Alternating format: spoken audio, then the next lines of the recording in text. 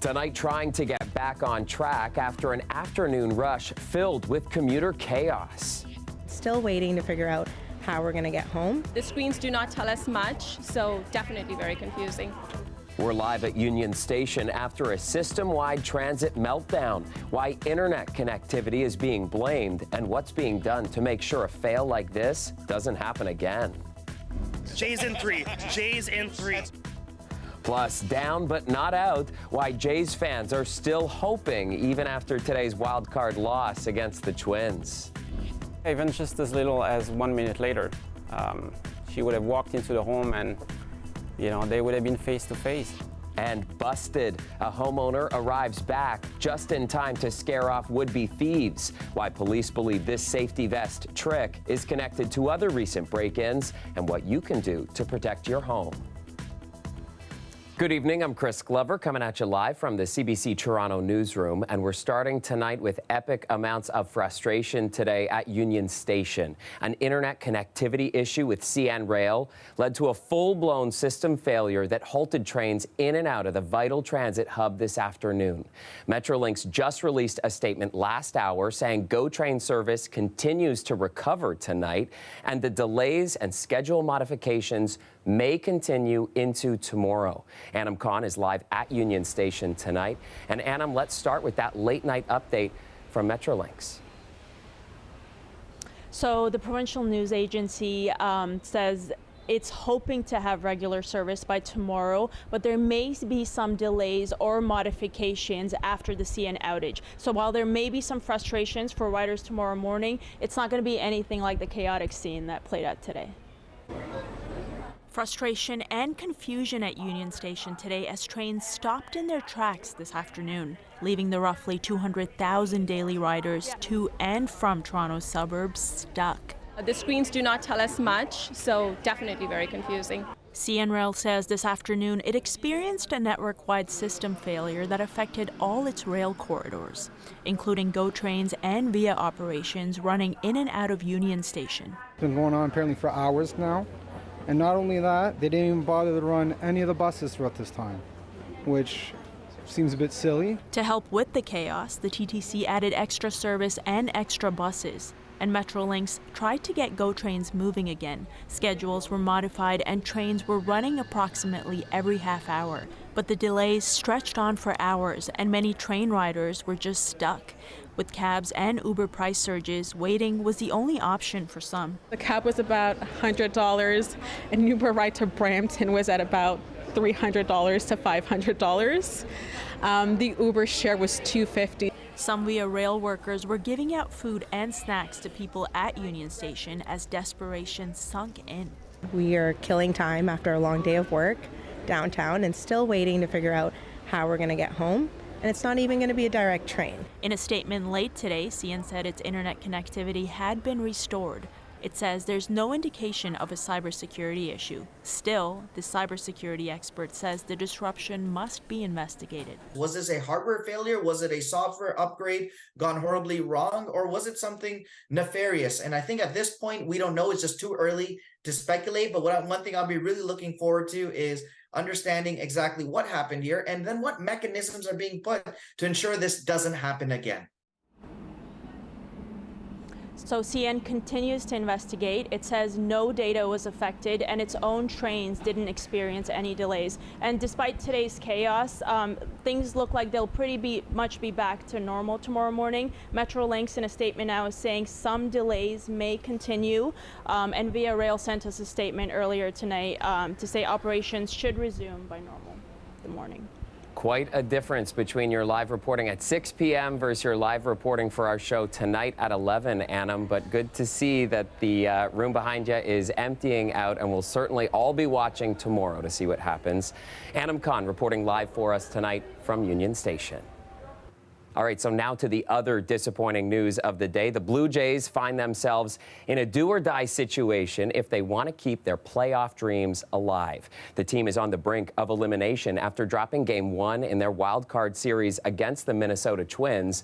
And our Greg Ross takes us through what went wrong for the Jays and spoke with some fans who are hoping this series isn't a repeat of last year. This was not the start to this wild card series that the Blue Jays were hoping for. They had their ace on the hill in Kevin Gausman, but he was not his best tonight. In fact, the big difference in this game were 2 home runs that Gausman gave up, both to Royce Lewis. Julian not going, and this ball's well hit. Deep left field, it's gone. Lewis hit a 2-run shot in the bottom of the first inning to get the Twins rolling, making it 2-0.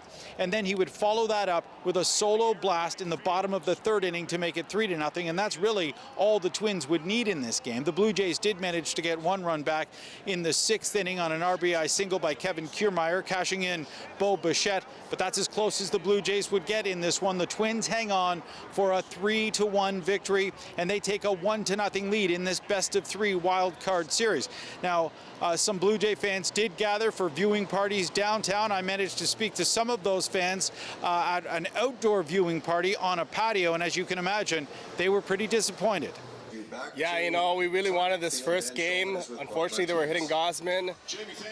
I mean, I was hoping when Pablo Lopez was out the game, we were going to get some hits, but we really didn't, and it's just unfortunate. I mean, we'll hopefully get game 2. I mean, we still had a chance up until the 8th inning. So Guerrero hit it double, and I thought that was a turning point. Kirk hit it right to first, and I'm like, this, because before that, Biggio was in, I'm like, this was it. This was the turning point. The Blue Jays now have their backs up against the wall heading into Game 2 tomorrow, facing elimination.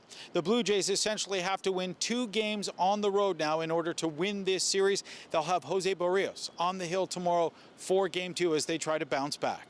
Greg Ross, CBC News, Toronto.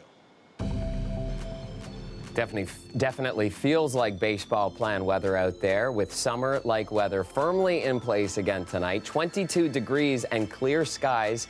Colette is here with a look at the forecast. And Colette, lots of people loving this unusual late-season heat that's certainly continuing tomorrow.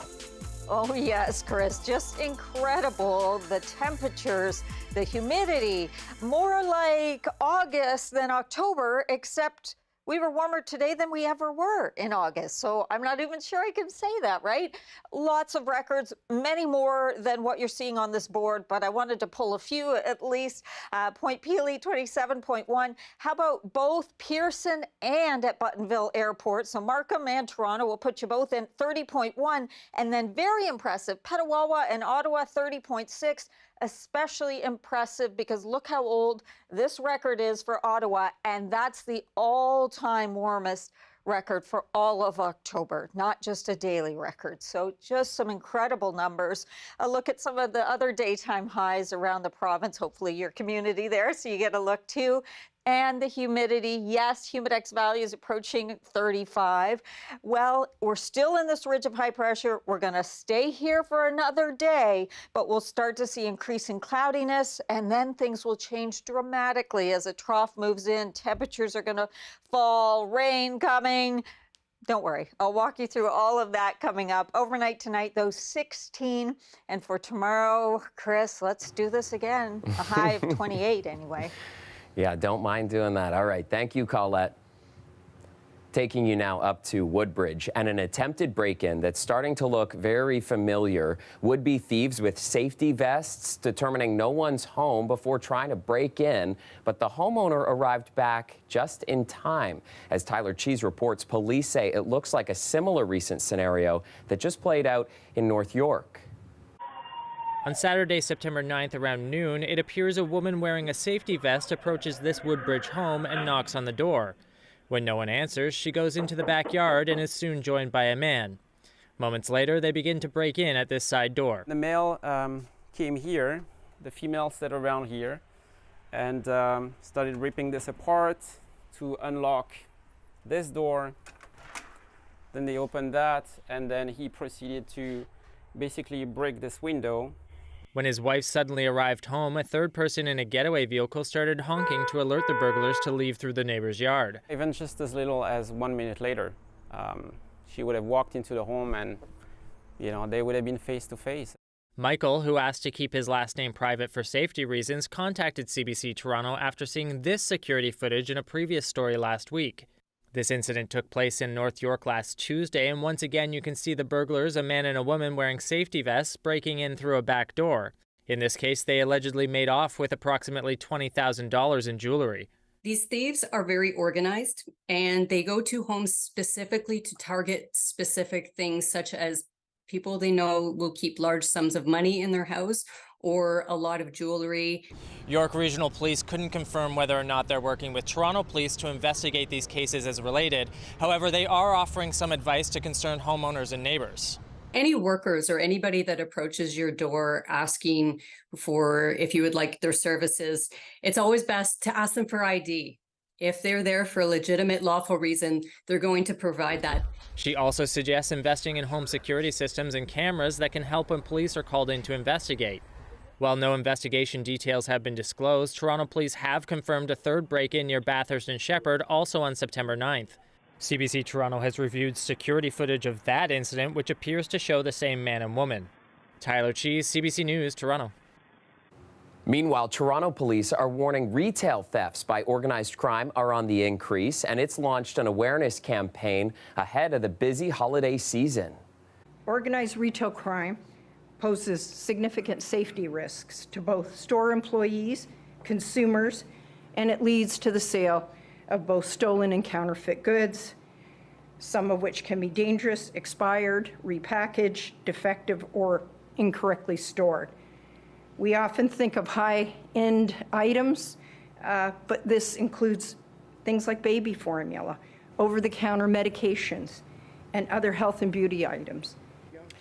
Toronto Police Chief Myron Demkew says these thefts impact costs as commonly targeted products increase in price disproportionately to other items. Canadian retail businesses say it's costing them $5 billion a year, and that the proceeds often go to fund human or drug trafficking operations. They hope rolling this new campaign out now will encourage consumers to think twice about where they shop and who they buy from during the holiday season.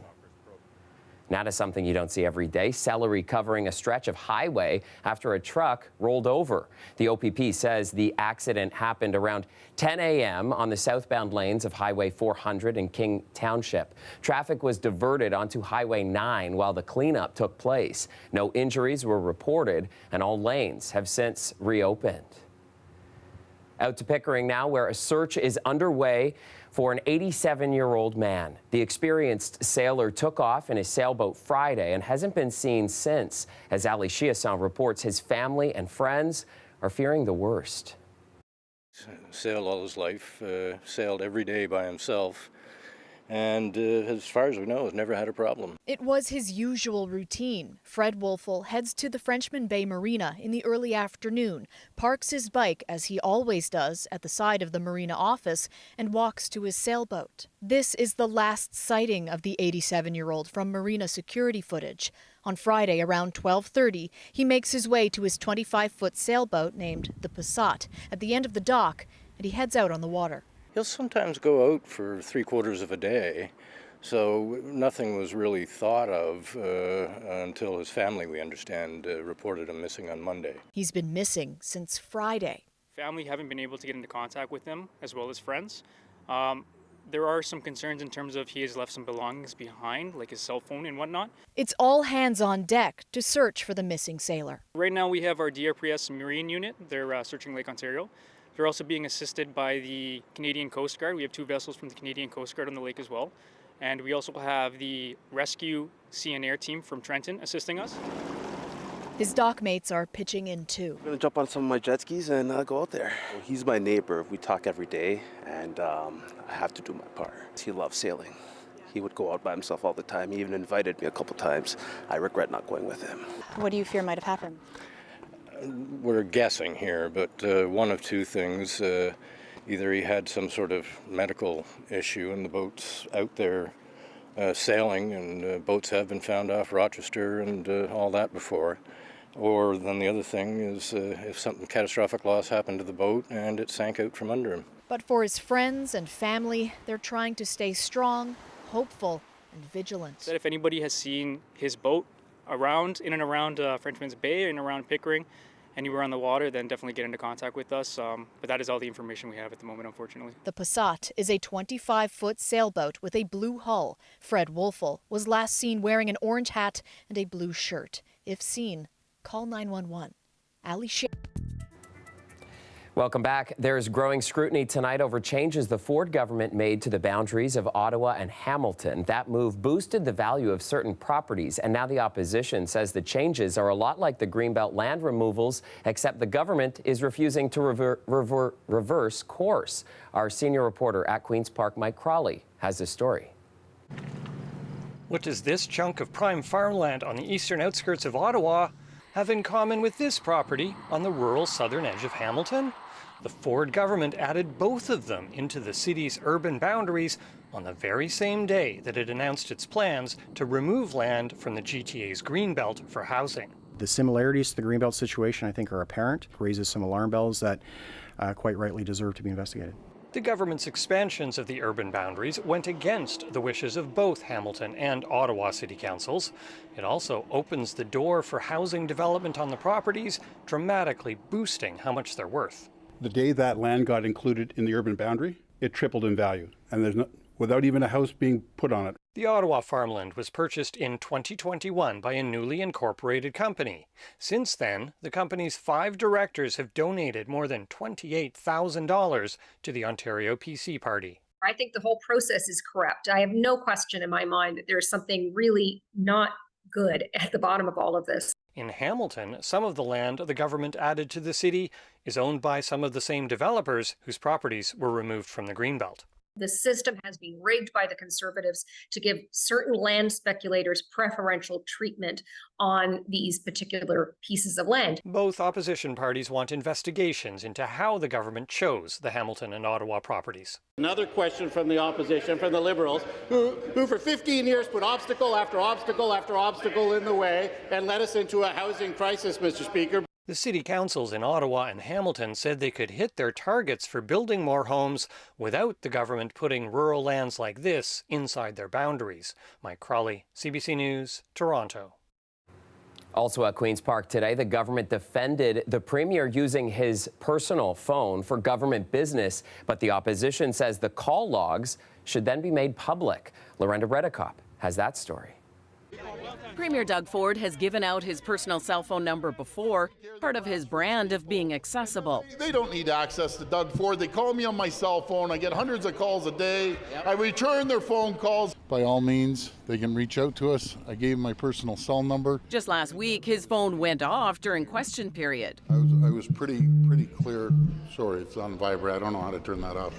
We'll never know who was calling as he uses his personal phone. He's not going to stop doing that because that's the type of person he is. The slogan for the people isn't just a slogan for us. It is at the core of what we do. The NDP leader fired back. Speaker, if he's so open, why won't he release his records?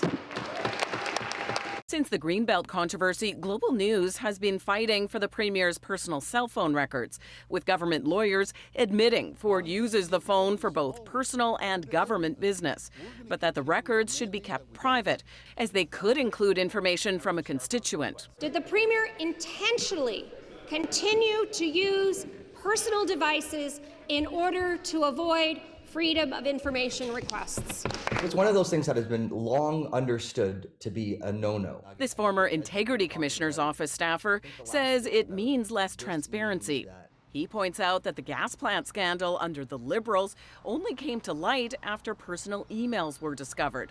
One person had forwarded them from a government account. It generally puts our radars up and our antenna, and we think, why are they doing that? Why are they trying to avoid being subject to freedom of information? Why can't we? The interim Liberal leader says his party is looking at what it can do to try to publicize the records while respecting the privacy of residents. Lorenda Redekop, CBC News, Toronto.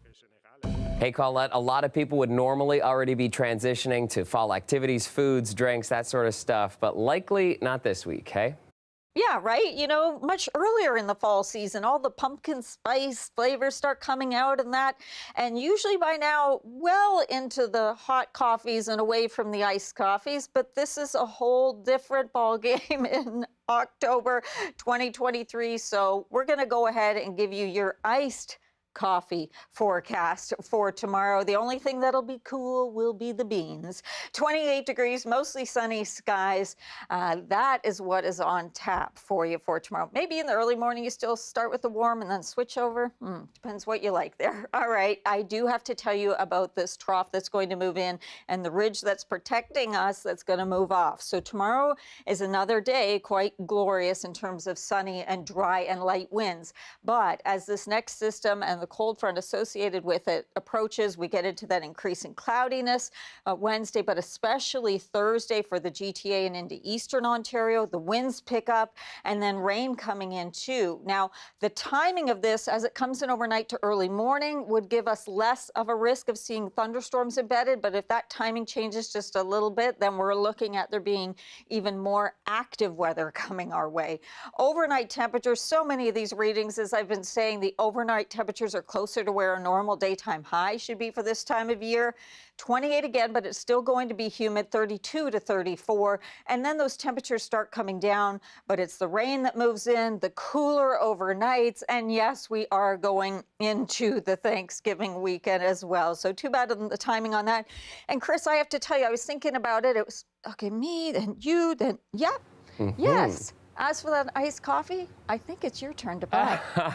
I will buy you any coffee anytime, Colette. Thank you. All right, finally tonight, more than $15 million worth of movie, TV, and music memorabilia is going up for auction in London next month. Hello. My. This year's annual prop store auction features more than 1,800 items from nearly 600 movies and TV shows. Highlights include several pieces from the Star Wars franchise from the collection of actor Anthony Daniels. He played C-3PO in 11 Star Wars films, and there are also wardrobe pieces from Hollywood blockbusters like The Godfather, Titanic, and the James Bond franchise. Lots of stuff there for everybody. All right, that's our show for you tonight. Thank you so much for watching. I'll see you back here tomorrow night at 11. Have a great night, and we'll see you then.